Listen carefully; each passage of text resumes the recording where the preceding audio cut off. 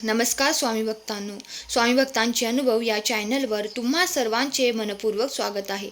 जराही वेळ न दवडता आकुर्डी सेवा केंद्रातील सेवेकरांना आलेला अनुभव त्यांच्या शब्दात सांगणार आहे. 2006 सालची गोष्ट आहे. 2006 रोजी माहुरगड येथे होणाऱ्या कोटीचंडीच्या कार्यक्रमात सहभागी होण्यासाठी आकुर्डी सेवा केंद्रातून 35 ते 40 महिला 10 नोव्हेंबर रोजी रात्री 11 वाजता एका खाजगी प्रवासी बसने निघालो. जाताना अंबेजोगाई, परळी वैजनाथ आणि औंढा नागनाथ या ज्योतिर्लिंगाचे दर्शन घेऊन आम्ही 11 नोव्हेंबर 2006 रोजी रात्री 11 वाजता माहुरगड येथील कार्यक्रमाच्या ठिकाणी पोहोचलो. पहाटे 3 वाजता मातृकुंडात सर्वांनी स्नान केले व 5 वाजता रेणुका मातेच्या दर्शनासाठी गाडीने गडावर गेलो. आम्ही रेणुका मातेचे दर्शन घेऊन गडावरून खाली येत असतानाच माऊलींच्या दर्शनाचा लाभ झाला. परंतु आमच्या गाडीमध्ये असणाऱ्या 2 महिलांनी, ज्यांना आपल्या सेवा मार्गातील काहीच माहिती नव्हती, त्या गाडीतच झोपून राहिल्या व आरामात उठून देवीच्या दर्शनासाठी गेल्या. त्यामुळे आम्ही सर्व महिला त्यांची वाट पाहत बसमध्ये बसून राहिलो. त्या एकाच कारणामुळे आम्ही दत्त महाराज व अनुसूया मातेच्या दर्शनाला जाऊ शकलो नाही. तसेच सार्वजनिक सेवेतही सहभागी होता आले नाही. शक्तीपरत्वे आम्ही स्वामी चरित्राची सेवा गाडीत बसूनच रुजू केली.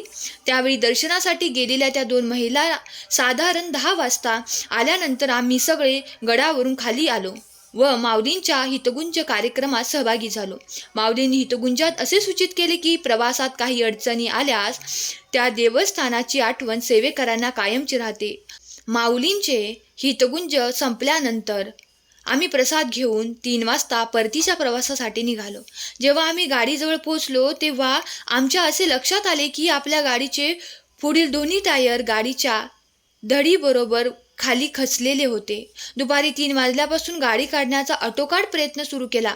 एकाच वेळी 2 ट्रॅक्टर लावून देखील गाडी जागेवरून 1 इंच देखील हलली नाही. म्हणून JCB लावून प्रयत्न चालू ठेवला, पण तरी देखील यामध्ये आम्हाला यश आले नाही. हे करत असताना सायंकाळचे 6 वाजले. आम्ही सर्व महिला हवालदिल झालो. अशा वेळी तेथे हजर असलेल्या यवतमाळ व सांगलीच्या सेवेकरांनी आम्हाला मानसिक आधार देऊन ते सुद्धा सर्व बळ एकवटून गाडी काढण्याच्या प्रयत्नात सहभागी झाले.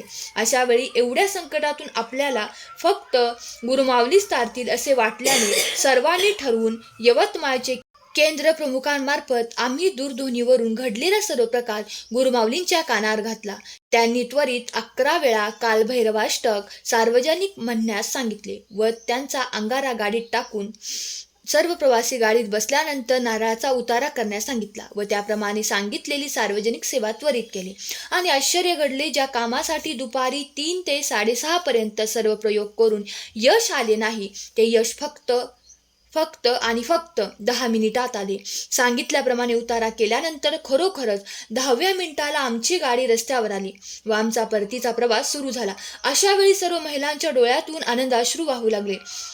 याप्रमाणे 13 नोव्हेंबर 2006 रोजी रात्री 10 वाजता केंद्रावर सुखरूप पोचलो. ही सर्व माऊलींचीच कृपा. असा होता आमचा अनुभव. आजचा अनुभव आवडला असल्यास अनुभवास लाईक करा. श्री स्वामी समर्थ कमेंट करा.